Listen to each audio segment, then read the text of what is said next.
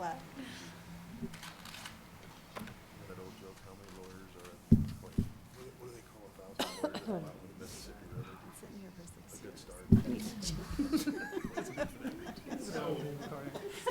How is the town board salary $800 for November when there's Some only people are on 6? 150, some people are on 100, Oh, that's right.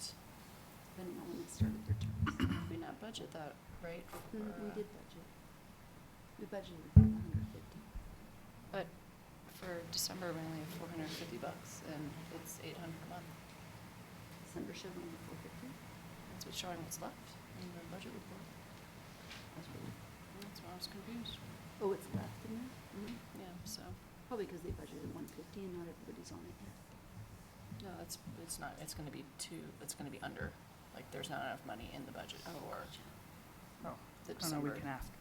All right, welcome back, everybody, Recording in progress. from our hiatus. I'd like to call this meeting to order January 16th, 2024. The time is now 6:30. Roll call. Trustee Zazzaro, Here. Trustee Hartz, Here. Trustee Moreland, Here. Trustee Thomas, Here. Trustee Wolf, Here. Trustee Ah, Here. and Mayor Tarkington. Here. All right, would everybody please rise for the Pledge of Allegiance?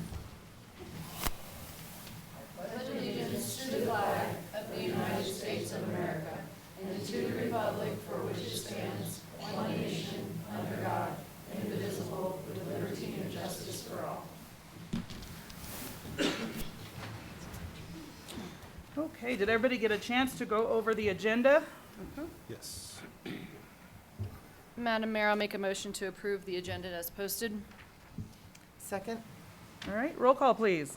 Trustee Zazzaro, Yes? Trustee Hartz, Yes. Trustee Moreland, Yes. Trustee Thomas, Yes. Trustee Wolf, Yes. Trustee Ah, Yay. and Mayor Tarkington. Yes. Moving on to conflicts of interest. Do any trustees have any conflicts to report? Thank you. At this time, I'd like to turn it over to Chief Hogay. We have a swearing-in ceremony for Officer Lee.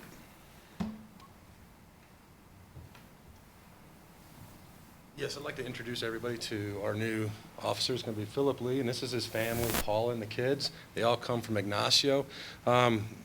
It was a great surprise when Philip applied for us. A, we were looking, and B, he has an incredible background from the Navy. He also worked with the program manager for the Volunteers of America. He also was at one time a Southern Youth Corrections officer. He has a degree in criminology, and I've talked to everybody several times. I've done interviews for officer candidates for over 20 years at several different departments, and his is one of the most outstanding interviews, oral boards, that I've ever seen. And so it was, we had to really, yes, we won him. So we really kind of did the background. Everything came out spotless. Everything else is working out great. And I talked to the program director for the academy. He's going to now. He just started yesterday, so he's got to get home so he can get back up there tomorrow. But the program director and I both have high expectations. No pressure. All right. But we have high expectations because I think after and the way we do the board now is that I have Sergeant Stritzel and several of our officers in there. I do a lot of the questions. I let them pick who they want to be their next teammate. And they overwhelmingly picked him. They wanted him that bad because he fit the mold of what we're looking for as Bayfield police officer as we now grow into this next phase. So I would like to introduce him. This is Philip and his family, and Dustin's going to swear him in, right? There we go. Oh, you forgot the stuff. I thought you said you were. No, I'm not. I don't have the notes. 1 minute. Give us a couple minutes. All right. See, when that's not on, we have meetings when you guys aren't here. We put video games up there.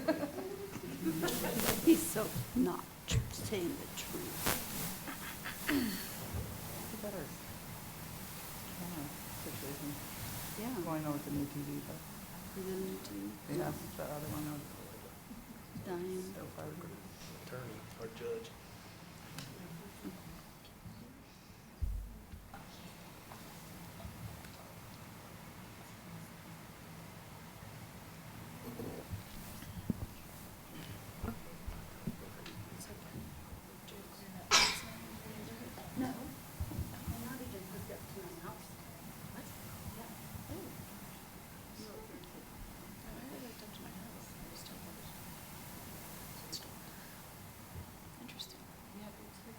can order it, but there's 2 people that got theirs already. No one has to get a big old tray. Yeah, I've got the box on the house, I don't have the actual installation. I'm waiting for them to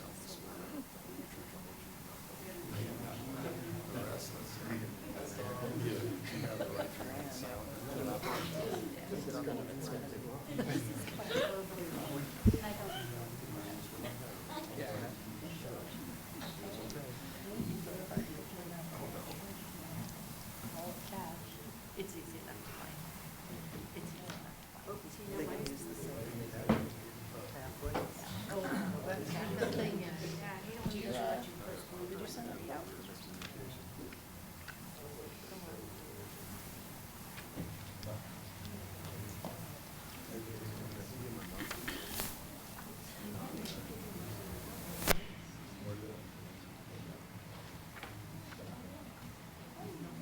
You're skipping way ahead. You're way down here. The cheeks were. Oh. Yep. I know they gotta introduce myself to the White House.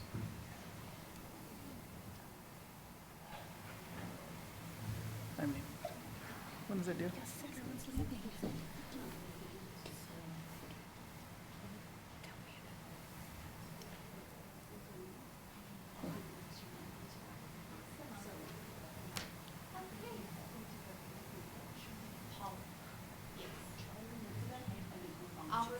Is it Nolan is hooked up? No, he's on the wait list because they have a longer trench to go to his house. Oh, really? Oh. We got lucky since, we have all dirt. And we don't have the fence up. Yeah, you don't, that doesn't happen. Stand up there with Daddy? But I only got your first. No, sir. We're not gonna hang on that. Raise your right hand and repeat after me. I I, Philip Lee, swear that I will support the Constitution of the United States, swear that I will support the Constitution of the United States, and that I will be faithful and bear true allegiance to the state of Colorado, that I will be truthful, faithful, faithful to the allegiance of the United States of America, and I will support the Constitution and laws thereof, and I will support the laws thereof, and that I will, to the best of my skill and judgment, the best of my skill and judgment, diligently and faithfully, without partiality or prejudice, prejudice, and prejudice, execute the office of the Bayfield Police Department according to the Constitution, laws of this state, and town ordinances. Congratulations. Thank you.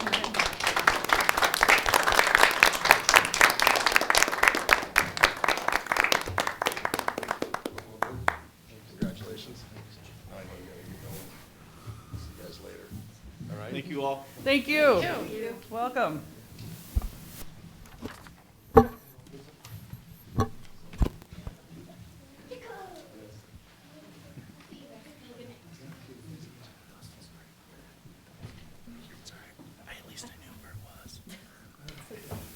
I'm going to take a step back here and go to public input. If we have any general public input, please step forward and state your name and address for the record. All right. Seeing none, we have our consent agenda in front of us. Unless there's any questions, now's your time to ask on those or any clarification. If not, then we can approve the consent agenda in one swoop.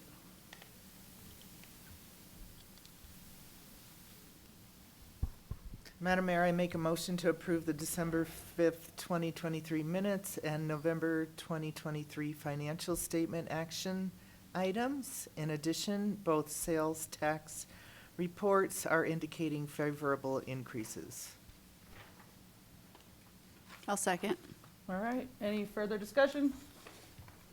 Roll call. Trustee Cesaro, Yes? Trustee Harts, Yes? Trustee Moreland, Yes. Trustee Thomas, Yes. Trustee Wolf, Yes. Trustee Ah, Yay. And Mayor Tarkenton. Yes. All right, moving on to department reports. Town manager report. Katie, did you want to highlight your report? Well, first of all, I just want to thank the board and the mayor for having 2 meetings off. It was really a nice break through this holiday season and through some of the sicknesses and flu and everything else that seemed to come along in those 3 or 4 weeks. So anyway, thank you very much. 2023 was a heck of a year. The transformation from Parks and Recreation to 3 smaller departments is possibly kind of one of the biggest changes, accomplishments. Staff, I know there was a lot of stress and drama, but I think we've got through it and through 2023. Along with the transformation of a human resource director, we were just falling so far behind legally in a lot of things that we have to do to keep up with a lot of the laws and regulations for employees. And then a dedicated finance director. What a year this has been. This is going to be a great benefit for the operations and also attention to administrative matters that we really need to be paying attention to. So hiring experienced police chief, a lot of changes in that department and a lot of modernization, calling it the Bayfield Police Department as well, has really been a big change. So anyway, a lot of things going on. I think the biggest shock, I guess, if nothing else, was the police liability was almost $34,000 more in billing. My guess is somehow I missed the quote amounts. Maybe it was a good thing, especially with all the stress during that budget season. But it looks like some other things were over budgeted in the general fund, so we're probably going to be okay as far as all the insurance cost. We do pay flood insurance for the town hall and the senior center. Usually that bill comes around June or July. So that's about another $6,000 to $7,000 a year, but we should be okay. And most of the enterprise funds, street funds, were also over budgeted, and we will always have a claim for something in those departments, so we should be okay there. Now the really bad news, over 18 months ago, actually, we had, the board had approved the purchase of Spillman. That we were still hoping to have paid for that in 2023 when we still kind of had a budget approval. So as soon as we get that final invoice and some of those things that we'll wrap up, you'll probably see that Spillman invoice come before you for approval. But I believe we should be up and running hopefully March or April. That's kind of the goal. So the Columbine Ranger Station, they are going to cut the trees down on Park Street, and I think that's just important for you to know because people value their trees, but they are elm trees, and elm trees are considered noxious trees, so they're not necessarily the kind of tree that you would want. But they're needing more parking. And they're also looking for to save some of their buildings because they have a feeling that there's a limb that could actually, if it breaks, and elm trees are very heavy, so it could really crush one of their structures, which they really need. So anyway, I want to thank LPEA for being involved in the Christmas tree lighting contest. We only had 4 participants, but boy, we had over 900 people that voted. So there saw a lot of activity. That was kind of a fun time to see that activity back and forth. So that's what I have for you today. All right, any questions?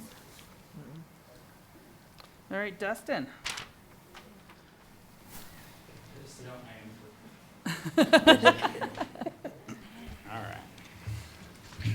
Good evening, Madam Mayor, Board of Trustees. As you guys are fully aware, election packets, I put this together a little bit while ago, but they are out and they are in full swing and they are circulating right now.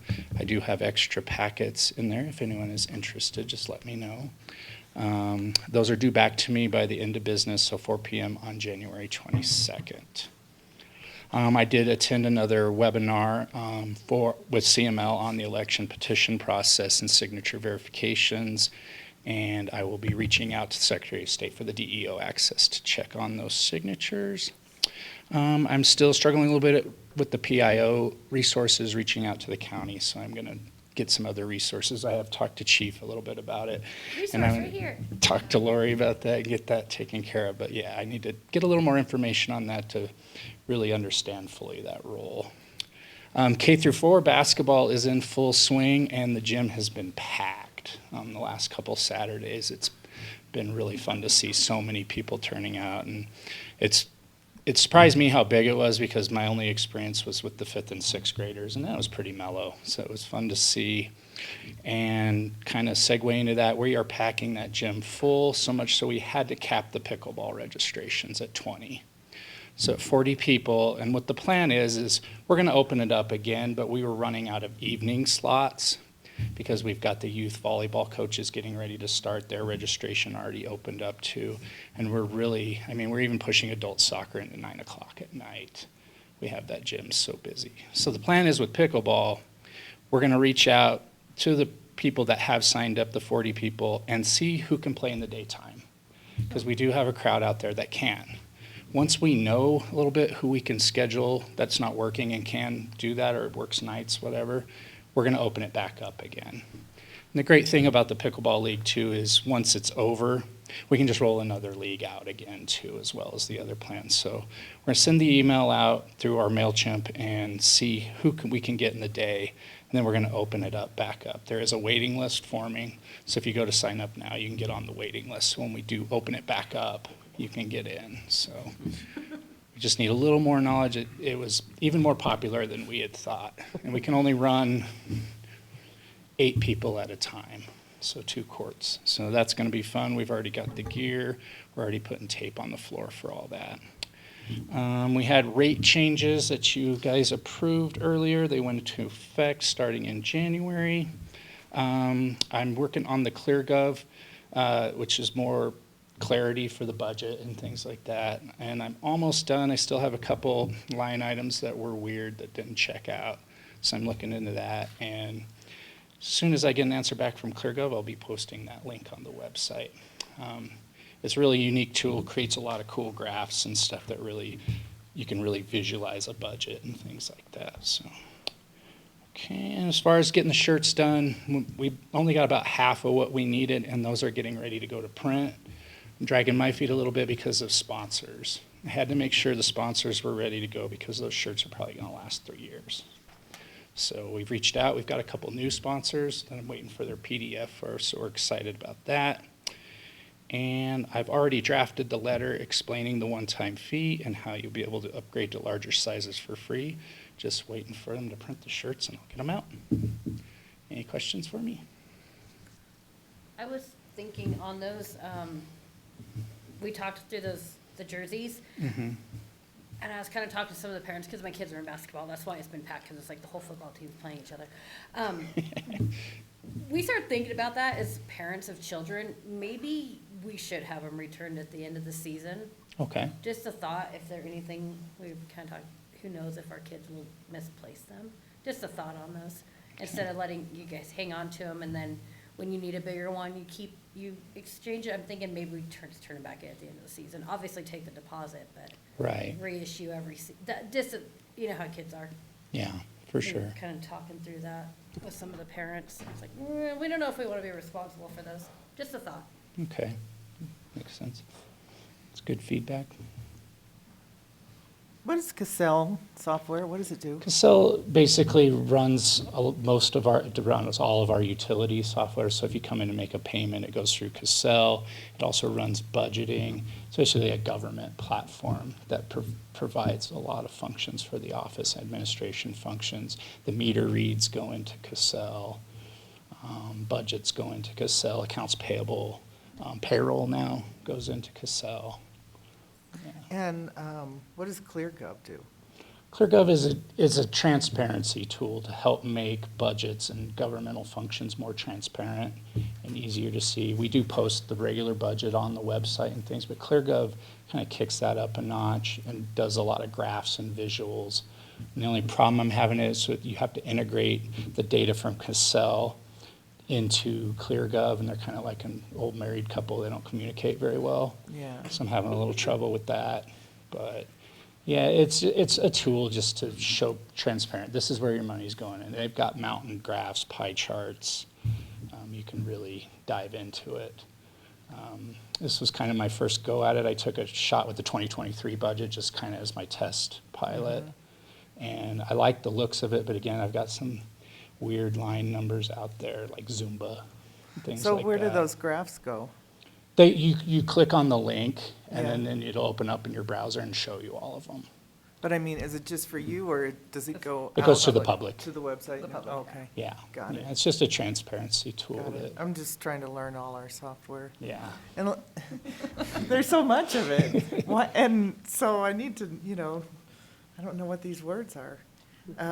And can I go back to the last meeting and ask about the storage cost? Mhm. Is that a Cassell cost, or is that a ClearGov's, or is that another software? No, that's DataSafe, who Okay. provides the computers. And I and- don't remember getting a number for how expensive it was. They haven't gave me one either, and they're in a transition right now. I don't know if you've heard, but Patrick has left DataServe, and he was our field guy, and he left, and we're all very sad about that. So I haven't heard much more. I did talk to his former supervisor, Christine. She recommended getting a fireproof safe and start dumping things on external hard drives. Would probably be the next step, but I still haven't got a quote, still haven't got a list of what's in the cloud from them either. That's kind of what I'm waiting on. I need a list of what's in the cloud as opposed to what's on the physical network. Thank you. Oh, and okay, so the sponsors, Mhm. these shirts, are they're a little more expensive than the T-shirts, right? Well, at one time, they're going to be, yeah. So was that cost passed on to the sponsors? The sponsors pay $300 if they just want to be on the shirt. They pay $200 if they just want a banner, and then $500 if they want both. Okay. And is that the same as last year? It is. It is. But The shirts, I even, think, pay themselves back in a 12-month cycle, right? oh, yeah, yeah, because I won't have to spend the $2,000 on the cotton shirts. Right. Yeah, and then the sponsorship fees. We picked up Alpine Auto, actually, a couple days ago, so we're excited to get a new sponsor. And we've had a couple, Moody's on Mill dropped from full sponsor to they just want their banner up, which is fine. I just wanted a clear answer before I print these shirts off. And a lot of them, it's the regulars. It's Southwest Ag, it's Lewis Merck, and they're going to sponsor again, of course. Any feedback on the rate increases, positive or negative? We haven't yet, but we haven't hit a billing cycle. So once those bills go out, I'm sure we'll get some feedback on that. And it was very minimal in a lot of areas in putting it in. So you have to really be paying attention. But your bill, yeah, will go up. But when we hit that billing cycle here in about a week. Okay. Thanks. Thank you. Thank you. All right, Parks and Trails, Mark.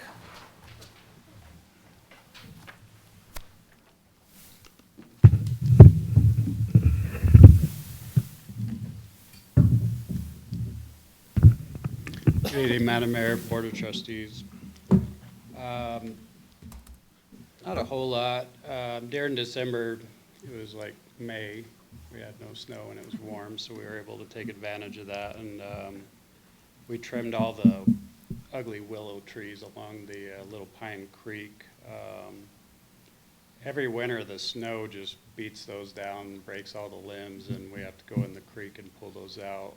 So we went ahead and just cut them all back and got them out of the way. That way the kids can tube and stuff a little more easier without getting slapped in the face with branches of willow trees and stuff. We're about 50% done with our vehicle and equipment maintenance. We do a very thorough inspection on all of our vehicles and equipment, following manufacturer guidelines to ensure safety and reliability during the busy summer and spring seasons. All of our playgrounds were inspected and in good shape. We did notice that a couple of the ramps at the skate park had some cracks in them. So we were able to weld those and repair them, but they're pretty bent out of shape. So some of them were actually like coming up off the ground, so we bolted them to the concrete so kids wouldn't be hitting a edge on the ramp there. But that equipment's getting pretty worn out. We're doing the best that we can though to keep it safe. Katie had asked me to meet with SME Environmental. We've been working with them for quite a while on this Twin Bridges construction agreement. They had us plant some seedling trees and grass seed and kind of maintain some of the infectious weeds in the wetlands area. In exchange for us being able to build the bridges, we had to create a little bit of habitat for the wildlife in that area. So I met with him. He was overall pleased with everything that we've done. He strongly recommended to the Army Corps of Engineers to sign off on that. But the Army Corps of Engineers, we met with them also, and they do want to do a site visit in April. So unfortunately, we're going to have to wait until they come and look at the site. So we'll be doing some stuff in the spring too, just to keep up on that, and hopefully we get this out of our hair and are done with it, because it's been quite a while that we've been working on this with them. I've been working on a grant with the Colorado Tree Coalition. They have a $4,000 grant, which we would match with our capital improvement fund that we have for shade trees in the parks. I just submitted that last Friday, so we'll see how that goes. Seemed like we've met all the qualifications for that. I think probably going out and getting some more sponsors and more community involved might help as well. Right now we have the Bayfield School District that are going to be involved in, I think she said about 100 kids is going to come and attend our Arbor Day event that we have. So hopefully that goes through. If it does go through, we probably could get about 22 to 25 shade trees. And I want to do that in Joe Stevenson, Mesa, and Eagle Park to get more shade trees in there and help keep our grass green and get people out of the heat. So we'll see how that goes. I'll keep you updated as soon as I hear from them. We did a few things in the shop. This was recommended by CIRSA last year. We put some safety railing on our loft up above our office and a new ladder to comply with their recommendations. Also had SGM do a weight load capacity, so we know how much stuff we just store all of our, lawn equipment and everything that we need to get out of our way up there. So we're also waiting for a lift that we're going to be able to take stuff up and down safely, so we'll be putting that in. Ben's been doing a lot of training. I signed him up for a sports field management course, which he did that and completed it. So that'll help him understand fertilizing, aerating, keeping up all the fields, and just kind of give him an overall knowledge of what we do out there. He's also doing some irrigation training, installation, and repair. I think he's like halfway through that, so that should help him out a lot come this spring and summer. Oh yeah, we had our, Corey had our vehicle lift that we installed last year inspected. They made a few adjustments to that. Our electric hoist that we're going to use to lift that material basket to the loft, apparently it had too much cable, and as it was winding up, it kind of got kinked a little bit, and so they red tagged that piece of equipment. We replaced the cable, and it's now in good operating condition. So yeah, that's back in operation there. And yeah, that's it. Do you guys have any questions for me tonight? No, thank you. Thank you. Jeremy, Public Works. Yeah. Good evening, Madam Mayor and Board. I think there was two reports that were in the packet when I was looking through. I'm just going to kind of go over December's and then recap. We had half as many locates in December as we did in November, so we went from like 150 something to 78. So it's been really busy with the fiber optic installation this year. We still do have a fire hydrant that was out of service. I think in November we were going to try and repair it. That was unsuccessful. So it's probably going to stay out of service until spring with the location and the depth of bury. It's on the corner of Park and Buck Highway, and with the proximity to the residence yard, it's going to be a pretty big hole. But that is going to have to be replaced and not repaired. December, we did have another sewer strike with the installation of the fiber optics. That was taken care of and turned over to Clear Networks. They're working with the homeowner as far as for plumbing bills and things like that. The lift station and distribution SCADA has been completed in '23. We've already found a bad float in 160B and then noticed a vacuum leak from the trending through there. So that's been a helpful tool for us to kind of help troubleshoot and diagnose some of those problems before they become major. We did get a break, like Mark said, in December. Storm drains and irrigation, we did some ditch maintenance. So down Buck Highway, we did ditch maintenance there, and on 501, coming up to try and keep some of that water out of the road and prevent some icing. Streets and right-of-way, the Mill Street sidewalk, they've kind of been delayed by weather. So they're still working, waiting on the retention wall blocks. They're hoping to get that done this this winter as well. So the north side of the Mill Street sidewalk probably won't be complete until April 2024. So we made approximately 153 million gallons of water, which is up 10% from the year prior, which is to be expected with some of the new construction that we've had. And then if you do look at the wastewater flows for December, you can see in the daily flows in that chart how it's pretty much tabled out. That's really our actual flows without any of the I&I and infiltration. So the big projects for 2024 are going to be sewer projects and try and get some of that I&I under control. And then that puts us at about 50% plant operation. So we should have plenty of room for expansion. That's about all I got. I'd be happy to answer any questions. Thank you, Jeremy. How much grief did you get for snow removal today? Well, no, we haven't. We've got a few complaints. And, you know, honestly, it snowed and it got really cold. And so typically what will happen is it'll warm up for a few days. We're able to go through, we call it slushing.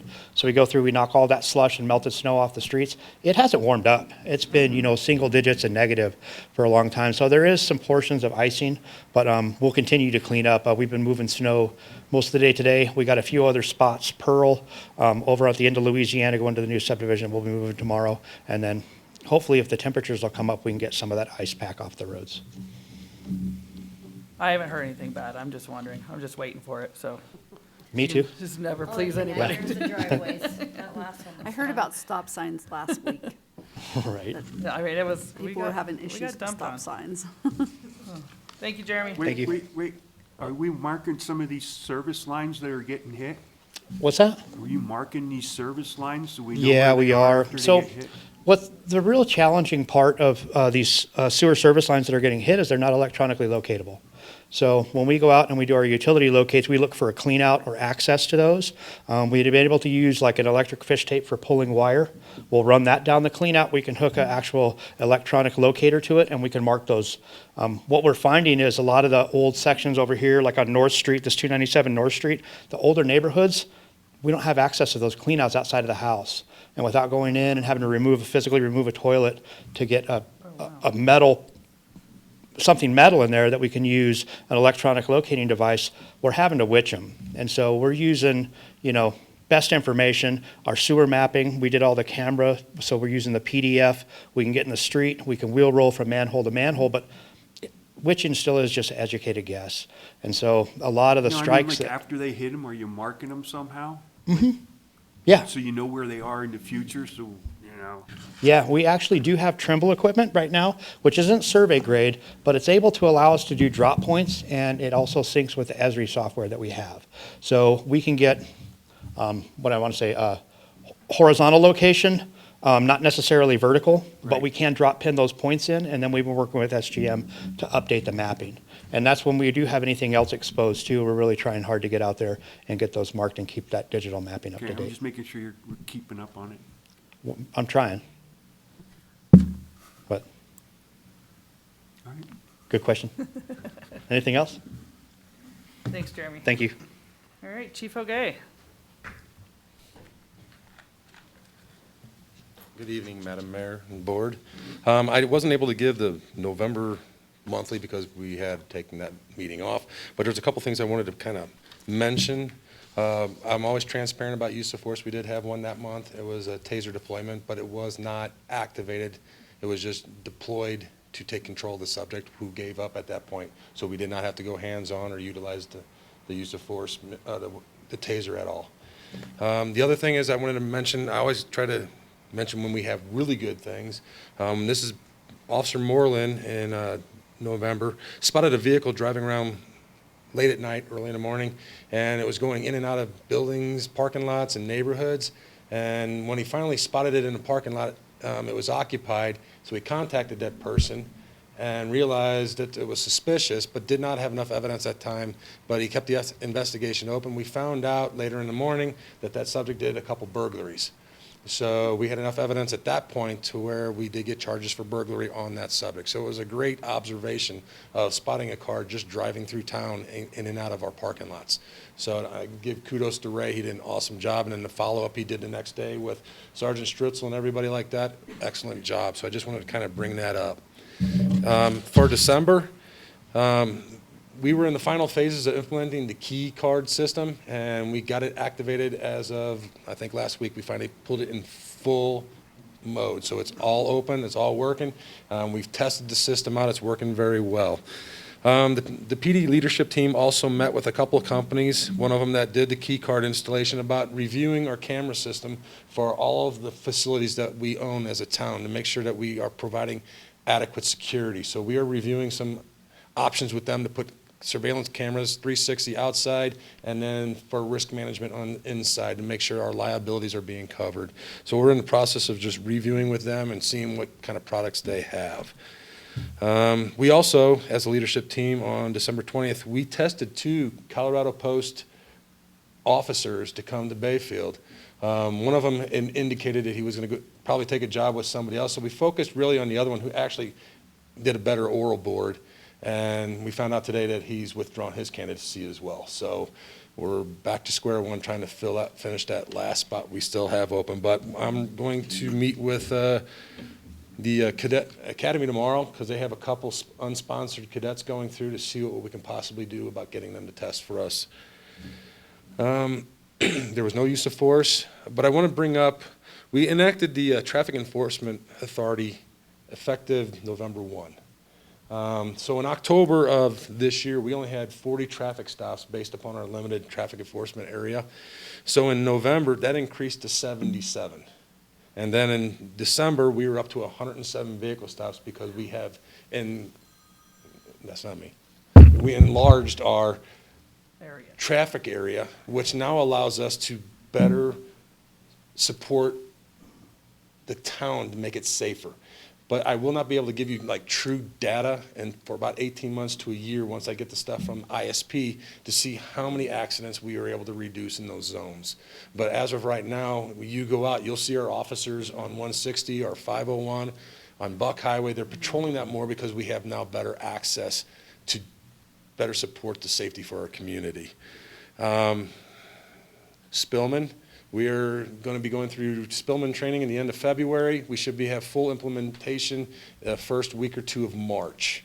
The costs will be coming in. There's some stuff that was, I guess, under budgeted. We needed more licenses than what was initially planned. We needed more stuff for our vehicles. We're getting that stuff ordered. We're getting everything put together. Kristen's been working very hard with Patrick for the past couple of weeks. We actually have all of our tablets are ready to go. All of our desktops are ready to go. So now it's just getting the stuff mounted in cars and us going through training. And then we'll have all of our own computer-aided dispatch to where we are able to see what our officers are doing and the officers can actually type their reports in live. and we'll have all that data. And speaking of data, we have found out that the data that was being obtained through eForce was not correlating very well. It was not full numbers for what our officers have been doing while we've had eForce. So now transitioning to Spillman, all the data that is required for our reports will be accurate. It won't be, this vehicle stop was not a vehicle stop, it was labeled as this, so therefore it didn't go into eForce. So we were not able to track stuff, but as soon as Spillman goes into effect, all of our data will be 100% accurate. Do you have any questions or anything for me? Thank you. Thank you. Nicole, you're up. Good evening. I'll just touch briefly on December, a couple things. So text amendments are starting for the land use code after we've adopted the comp plan. We have a series of text amendments over the next year. January, we touched on pet sales and pet licensing with the Planning Commission, and it'll come before the board on February 6th. So that will be here soon.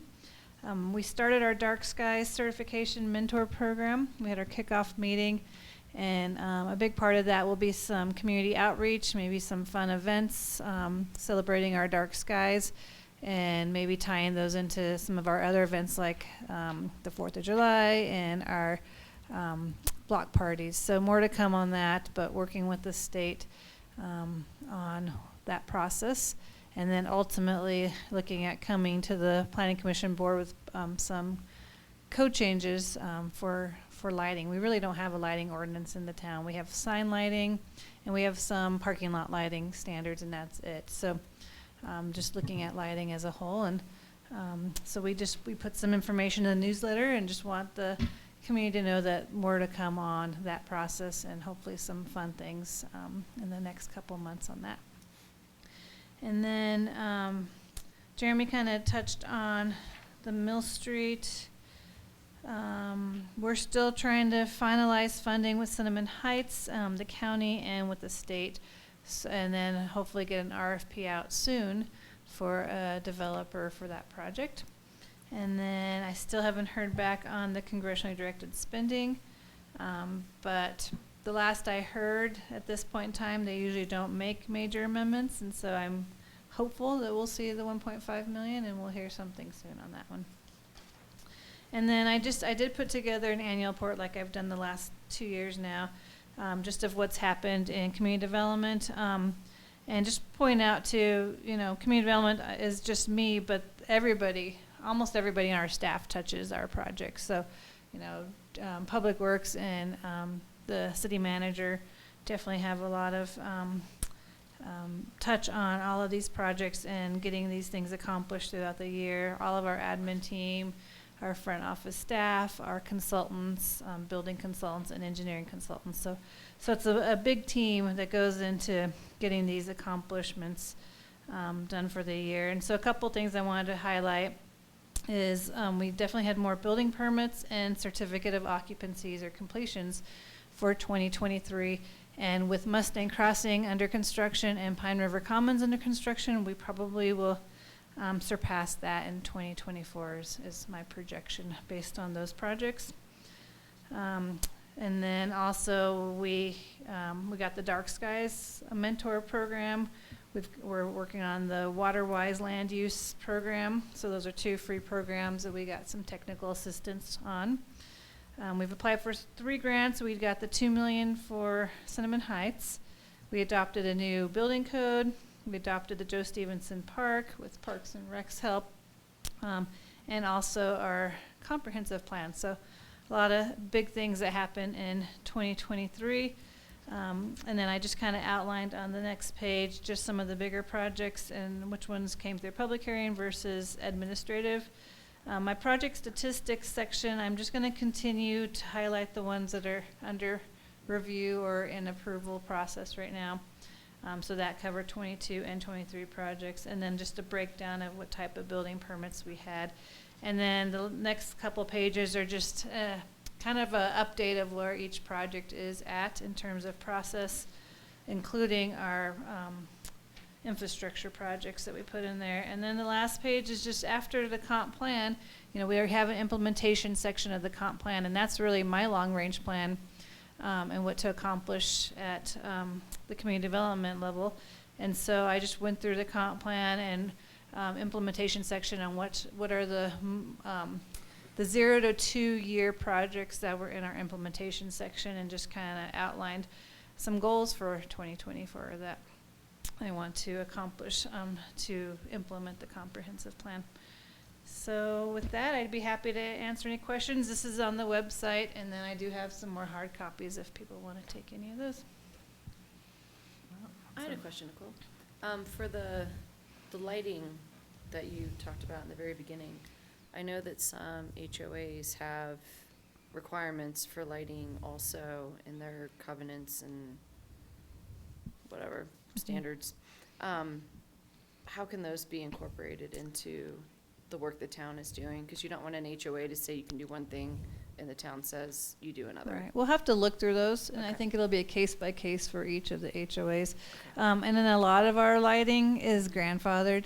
So it's really new projects moving forward. So new subdivisions that come in, will make sure that their codes and covenants meet our requirements or exceed them moving forward. But the existing is existing, and that's kind of how it works. Perfect, thank you.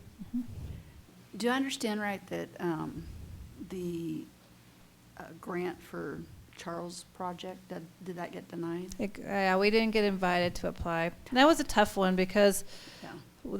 we asked for 1.2 million. Right. We had our interview, and they encouraged us to ask for the full amount, which was 4 million.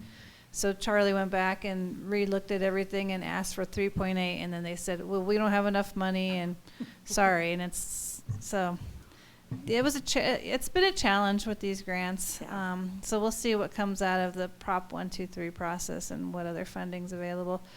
There's another grant DOLA suggested he apply for, but the thing is, a lot of people applied for strong communities that didn't get it, and they're suggesting everybody apply for this next one, which comes up in March. So It's going to be competitive. yeah, so they're going to keep moving forward, and we're going to keep looking to see how we can help support them, so that we can still get deed restricted units there.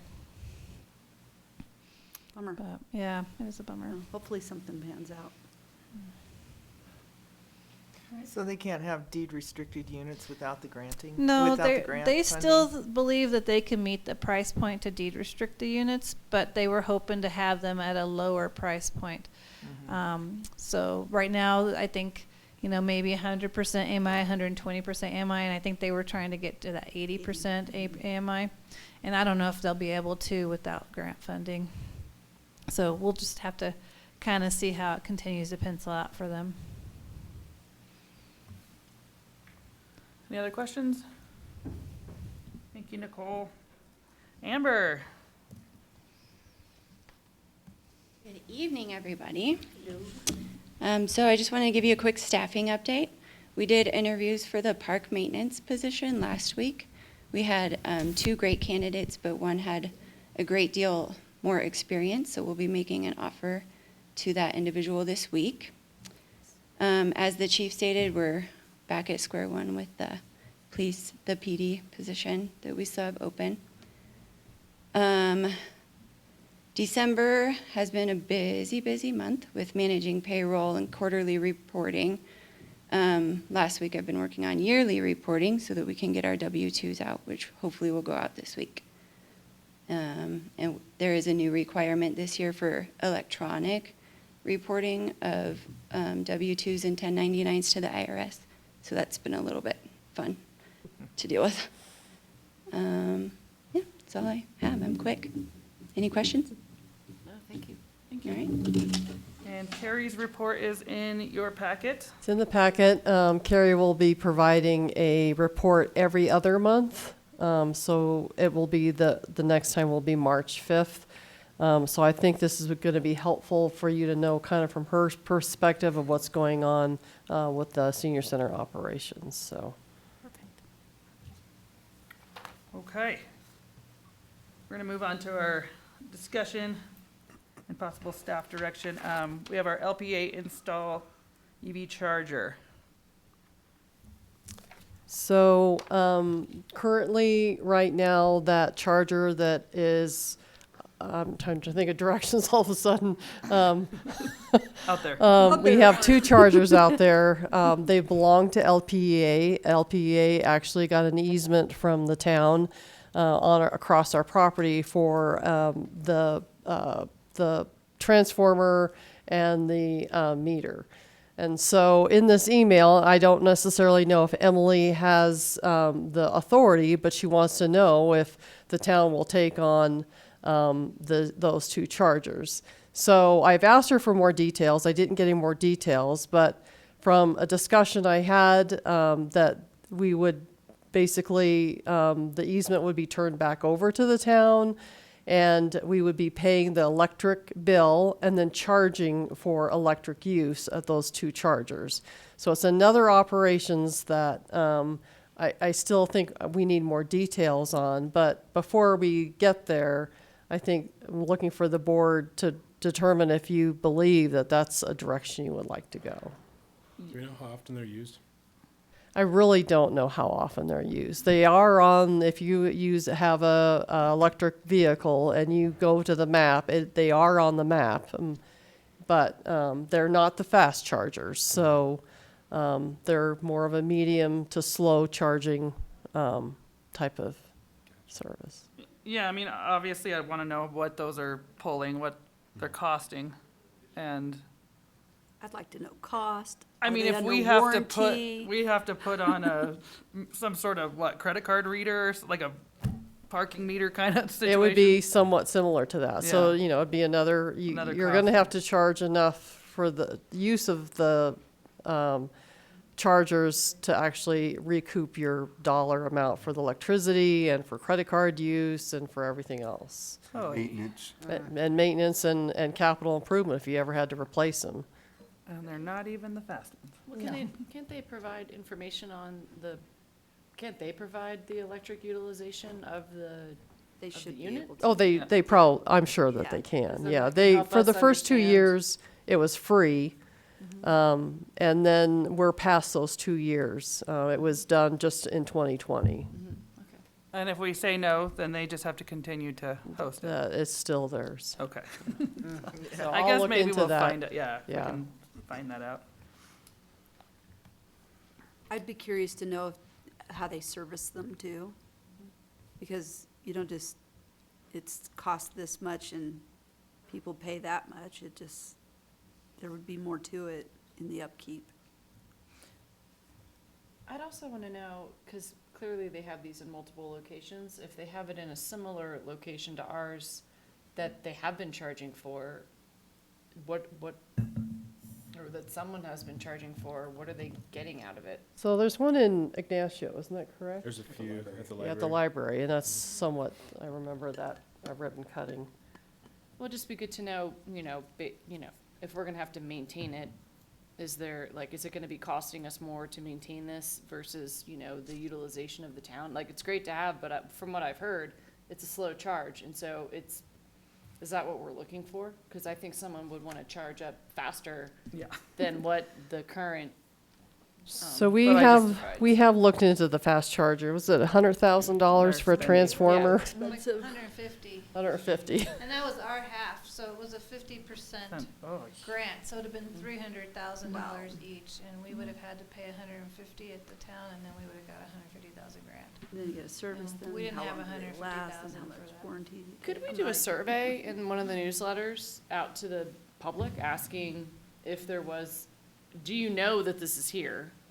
Are you using it, or would you use We it? we can we have Survey Monkey, and we could just put something out there. Yeah, that- no, that'd be just on great to know if Facebook the and pub, the- I mean, yeah. we might be like, oh, this is great. I mean, but I then know the people public that could have care used less. it, and that was their complaint. They're like, it wasn't very fast, but then they went down and had lunch and, hung out. So Oh, darn. if it's something very minimal, that's what I'm saying. If it's a service that we could provide, because they're not sitting there, they're gonna go and spend money. So maybe we're somewhat seeing it in a sales tax, Yeah.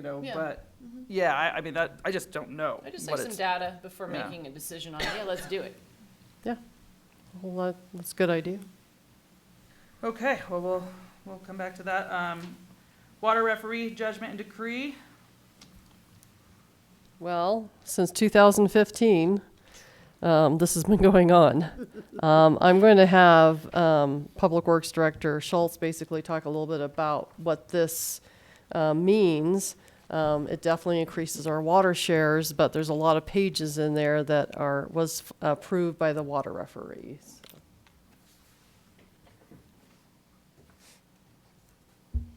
So basically, this completes the Los Pinos change case. Like Manager Sickle said, this has been going on since 2015. And what this actually means is that during irrigable season, so when they're actually quantifying water, we've doubled the amount of raw water we have available for treatment. So previous to the change case, our raw water shares through Los Pinos ditch were about 1.2 million. And so with this change case, that puts us at 2.8 million of P4 water. So that's a high priority, and which, you know, if you guys can understand, the lower the number, the higher the priority, which means we stay in longer. When there is a drought season, the higher priority numbers, so a P12, a P26, they get kicked out sooner in time. So this is actually huge. Typically for our highest demand days during the summer, we're producing about 600,000 gallons. So this puts us in really good shape. Before the change case, we had double that capacity, and now we've quadrupled that. So it really sets us up for the future growth that we're seeing coming to Bayfield, and we should be in good shape into the future. And I'd be happy to answer any questions if you had specific questions in regards to our raw water shares.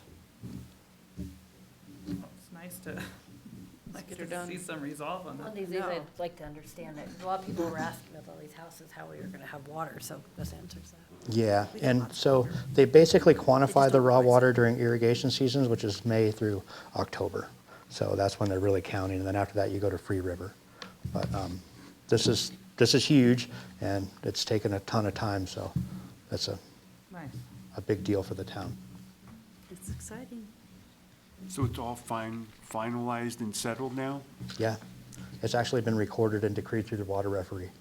So we're good. Now we got to start on the Schroeder. Schroeder, I was gonna say, the So, Schroeder's next. Next. what is that? So and maybe in another 20 years. But yeah, Well, this one took, what, 8, 9? yeah. So, Oh, and water does move a little bit slower. There's a lot of affected parties, and people are really particular about seeing those shares get moved around. So this is huge. So, and then keep in mind that part of this PRID may have some ability to change the cost of the firm water. We haven't seen that in the billing we got for 2024. But as we get ready to change some Schroeder shares, we may, that will just keep negotiating, so. Cool. We felt that this was more important to get that down before That's we correct. talked pricing, because if we did pricing, it could have messed this piece up, Yes. and that would have hurt us even more, so. Cool. Okay. All right, moving on to Court of Appeals regarding executive sessions.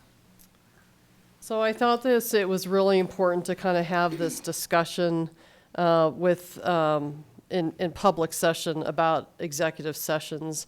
So I'm not the attorney, and I think that what I want to make sure that this board understands is that, this now muddled a little bit, that's from CML, is that usually, you would give direction to the town manager, or you give direction to the town attorney about which direction to go to come out of executive session. So we'll probably, with discussions and referral to the town attorney, make sure that we have something on the agenda to come out and give direction if that's the case, or, we'll have that discussion if those are the issues that we would like to have on the agenda, so.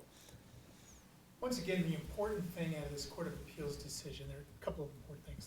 The number one thing is when we go into executive session, it's always so important to follow the script to a T. Mm-hmm. That is, Paid for that one announce before. the general reason for going into an executive session, give the proper statutory citation, and clearly state that nothing's going to be decided in executive session. When we go into executive session, nothing will be decided in executive session.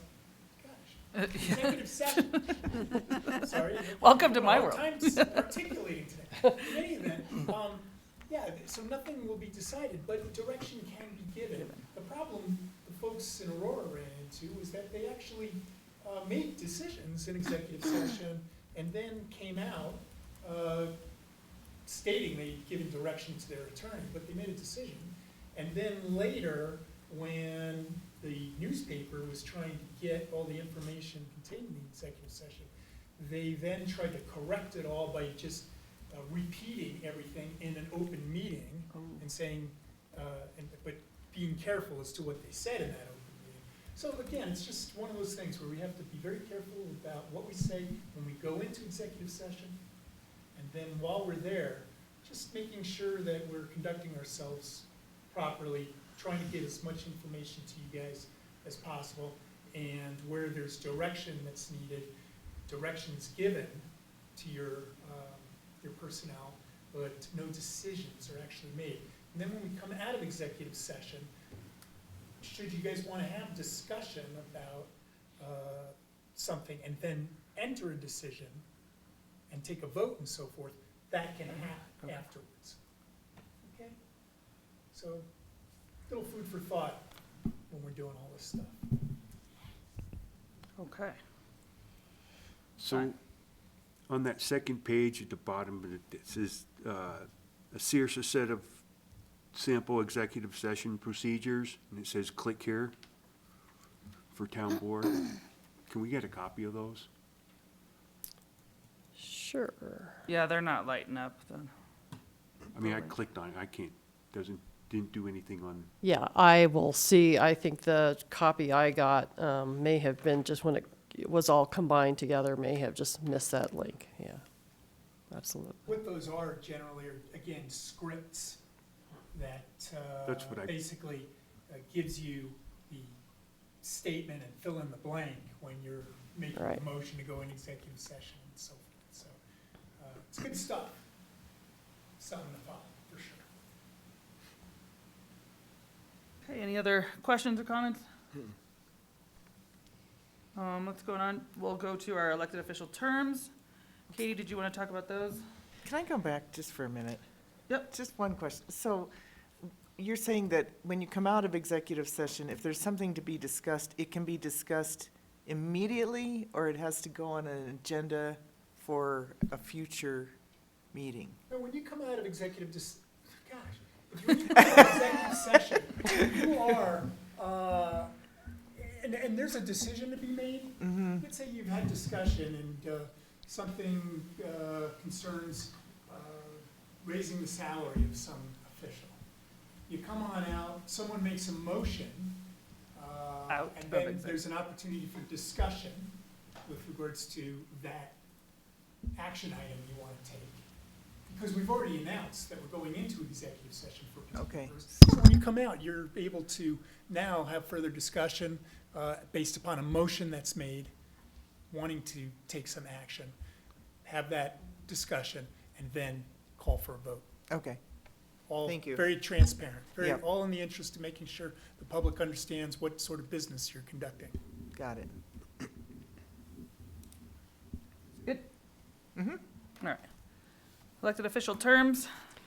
Yeah, so I had a question regarding, could we, instead of having 5 elected officials all turn over in one election, this happens to be that there was an appointment, and that appointment does have to go before the electorate again to fill that position. And so we looked into that as far as having a election every year, and so you would have 4-year terms, and there would be a staggering. First of all, we're beyond the 180-day deadline to actually have that ordinance before the council before the election. So can't happen in April at your April 6th election. And currently, right now, we have the mayor term is expiring. Trustee Zazzaro and Trustee Ah are expiring.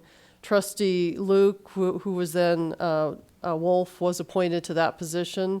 That position expires because it was an appointment, and Luke actually was elected in 2022, and if he finished, he could have finished in 2026.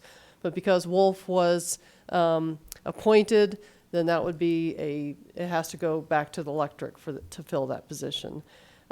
Trustee Dallison actually was elected in 2020, and that expires in 2024. So that position automatically goes back.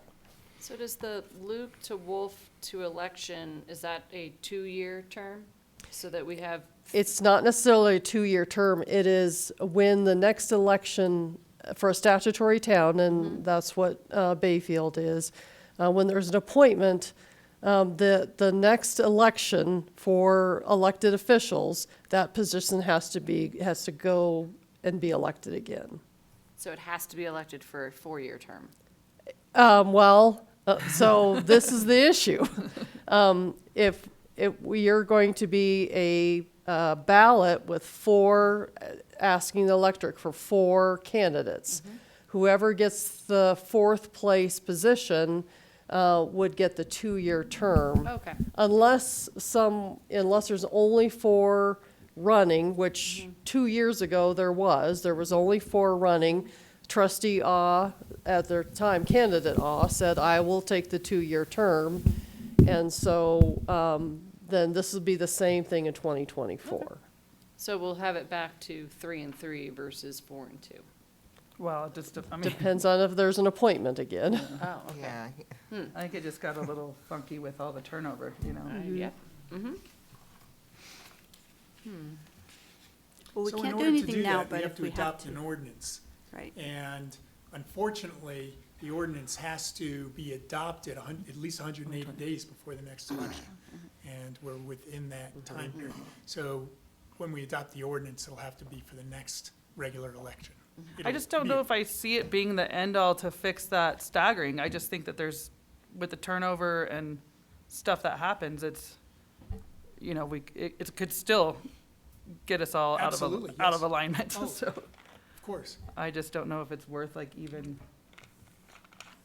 putting that I resolution don't like the together. idea of an annual election. Is that what we're talking about? No, you're not allowed to No. have an annual Oh, election okay, thank according you. to statute. You have. Yeah, I was like, Unless you call for a special election. Again, pursuant to ordinance, Okay. based upon some sort of emergency.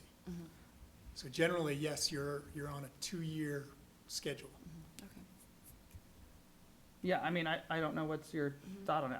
I don't feel like it'll just fix the alignment. I think there's just the way it's been in the past. I'd like it to see kinda- what happens at the end, just after The alignment? this alignment piece, because I just don't think it works when you have 2 members and a potential for the rest to be all new people, including your mayor.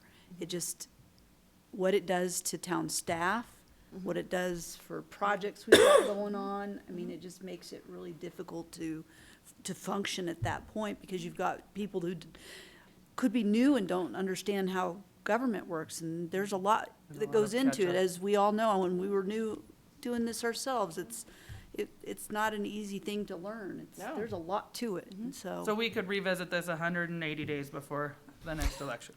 Next April. Yes. So Ashley and I right now are saying, you're welcome, because we, and Brenna too before, we're all in our positions for 4 years. We didn't leave. Yeah, yeah, So true. yes, you're welcome, I've been town. doing this for 6 years now. We took the commitment. And I'll give Kristen some credit, because she took a job at the town, so she had to forfeit her position. but- Yeah, I guess we can see how it goes. We can, Put it on So your calendar. home rule is the other, but that takes a That's a whole charter nother and everything conversation. else. So that's not gonna happen in 180 Yeah. days either. all right, we'll move on to our action agenda. Do we have any public input on 5A through D? All right, we'll go to Resolution 603.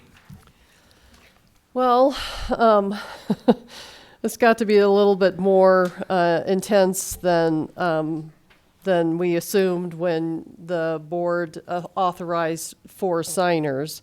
But then on the other hand, I think it's good. I think there's been a kind of laissez-faire about who had access to the bank account. And I think that maybe this is just the way to have this. So they've asked for some specific items. Now I'm going to start spelling over executive session. To open the two accounts operating in ICS, basically to peg a balance is to be 0, funds to be kept in the ICS account. This is a intra-fi account. The authorized signers would still be the 4 that were authorized for all bank accounts in the resolution last year. It doesn't change that resolution. And then for the administrator of the management account would be the town manager. Currently myself. The access to online banking information would be the finance director and human resource director. And then access to view online banking information would be the town clerk and mayor pro tem. And of course, they've asked to make sure that we document our federal ID number. The PDA numbers, we didn't even know what this was, but it's on DOLA's website. So we found those numbers. And then they asked that one board member sign it. So in the resolution, it's saying that you're giving Mayor Tarkington is authorized to sign the letter. That doesn't necessarily repeat in the letter. There's just a signature line for the mayor to sign. So this, in my conversations with Mayor Pro Tem Moreland, because she is in the Banking Institute, kind of asked these questions that, what do you think we should do after we got all these questions from the bank? And this is the way that was recommended. And I agree with it. It's definitely the way to go. So. And then we'll update it after the next election.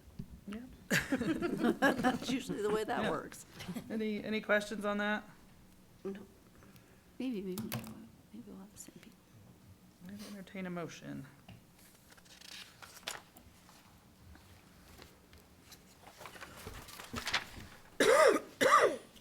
Madam Mayor, I'd like to make a motion to approve Resolution 603. Second. Any further discussion?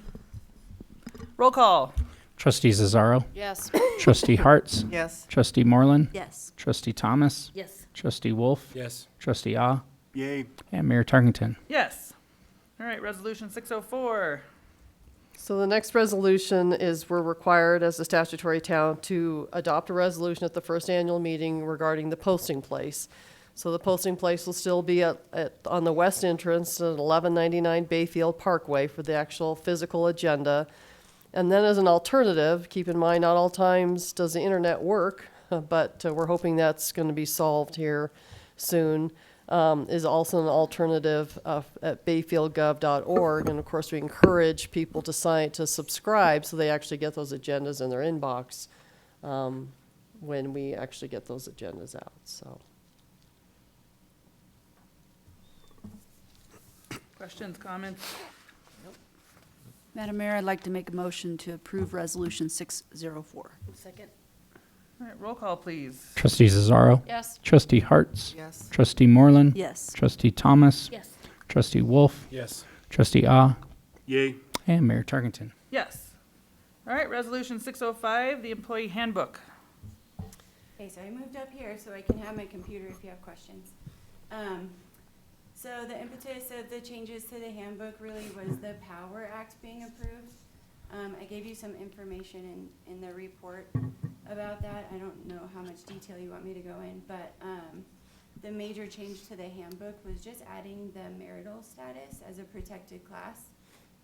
And then after that was done, we started making some staffing changes. So we made some changes to the staffing in the handbook, added myself in several places as a resource to our employees, changed any reference to town marshal to the chief of police.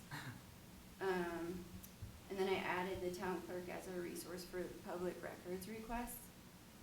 And then there were just a few other small changes that needed to be made for clarity. Yeah, the holiday pay for part-time employees was not clear, so we just clarified that.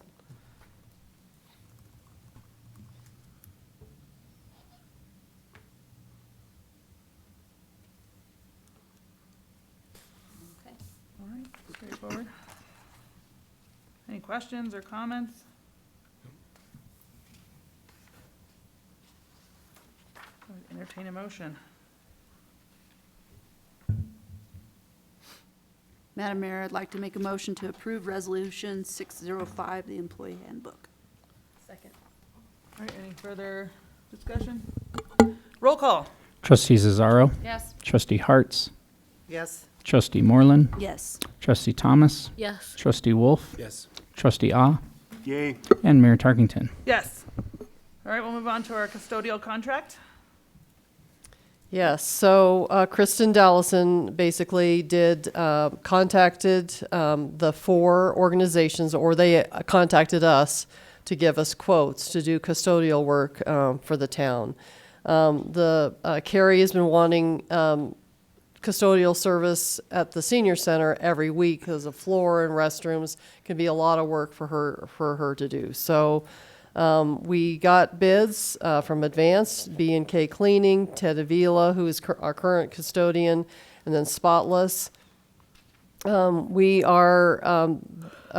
did have Advanced Cleaning do some work at the commercial kitchen when we were getting that up and ready to go, plus after some of the construction, and they did a very good job, and they are also the low bidder. So we would talk to Krista, who is with Advanced Cleaning, and Krista, they like to do the senior center 4 times, probably the police department 4 times, and then town hall twice, just because it's just a little bit more expensive. And then I think that some of the minor stuff we can take care of actually in most people's offices. So.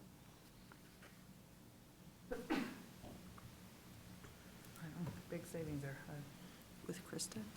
Yeah, with this Advance, I'm still like waiting for. Didn't we talk about this before? Yeah, we're just gonna we're gonna execute it. Oh, okay, So, that's only different. if Nothing's you- different about the No. numbers. The estimate, no. No. Okay. So we just need to execute the contract. Well, the if we- 13,200 is only if it's 2 times. So just keep in mind that her spreadsheet here would be, the police department would be 4 times as well. So there'd be a little increase from It's in here. 13,200 to probably about 16,000.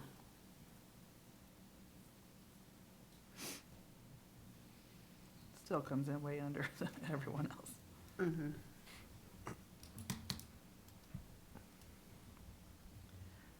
I would entertain a motion.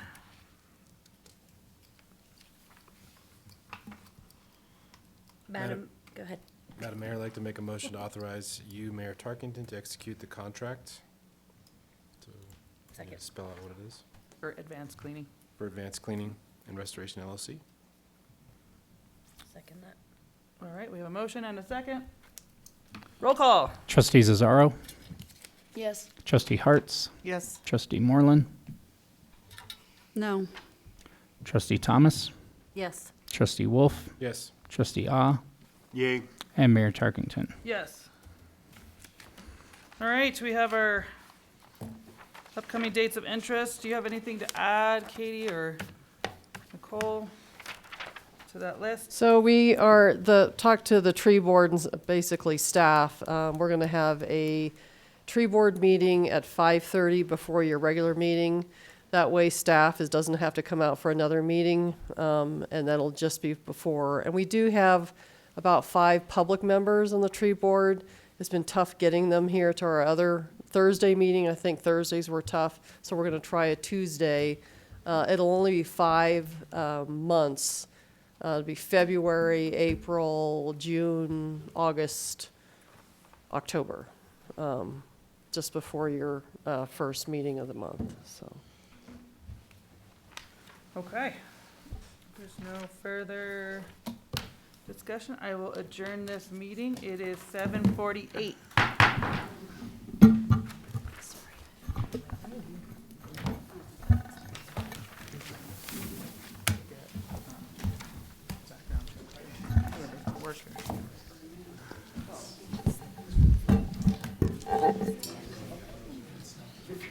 Right. We're that early.